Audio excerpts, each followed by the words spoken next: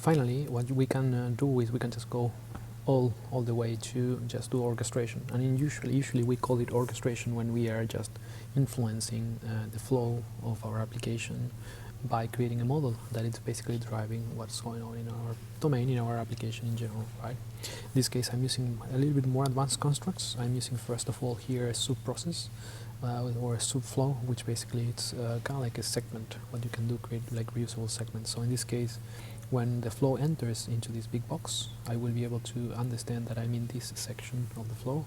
You can imagine that for bigger and complex scenarios, you may end up having different kind of like stages like this one that will contains a bunch of steps or a bunch of events to be animated and consumed.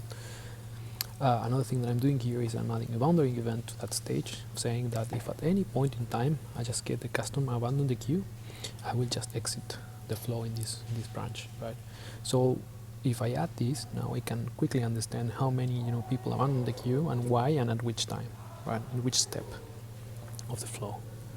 And as you can see here, I'm now mixing and just emitting events in the middle of the normal flow of the application. So let's say that if you manage to reserve any tickets, you will just add the customer to a specific database for follow-up, right? And in this case, I'm just emitting a cloud event to do that, right? Like I'm just emitting a cloud event saying, yeah, the flow is saying that somebody else needs to take care of it, and you can create another service to pick up that event and do whatever needs to be done when that happens. And then here the same at the end, right? Like you need to generate a PDF with the tickets. Well, I will just emit a cloud event from here for the tickets to be emitted by the ticket service if that's something that the ticket service does, right? But again, you are not defining who needs to do things. You are here consuming and emitting events, but now you are not only tapping into the events that are generated, but you are also generating events. And again, because these events are going to be pushed back to the broker in Knative, any other service can pick them up and do whatever they need to do with it.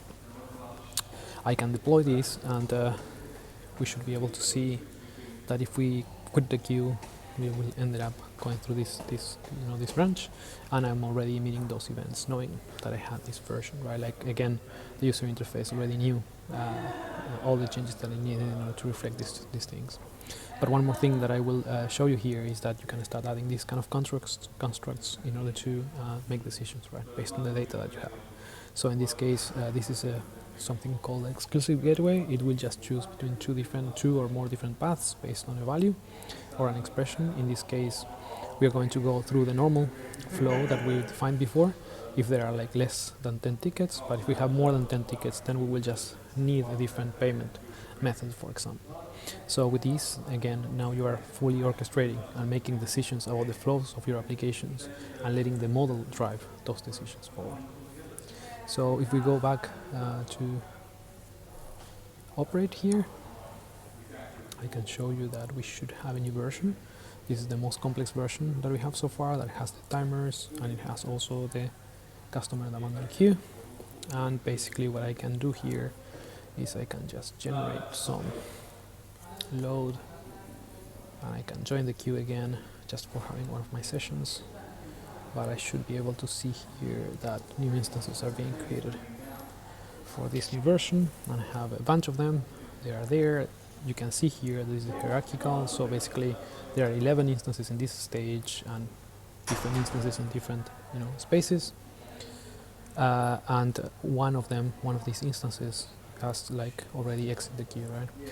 So for some of the instances that are still here in the queue, I can just go and click remove, and basically here I'm just sending some cloud events that basically will trigger this customer abandon queue stuff, right? So you can clearly see that now we have some events being sent there, and some of the instances will be finished in there, right? So I can just click completed, and I can see that I just sent 4 customers to abandon the queue, just finishing there. I can now drill down into these instances and understand where they were when I just click remove. In this case, we're there, like initial step, but it could be at the payment step if they decided to abandon at that point. Something that I didn't show before is about timers, right? Like, so if we have these timers, and these timers are triggering multiple things multiple times, we also have that in the audit trail. So if we go version 6, I can show that as well. So we can take a look at here, completed.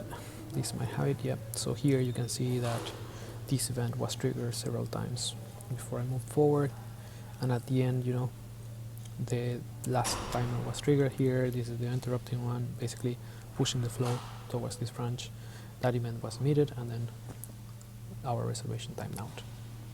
Hopefully that makes sense.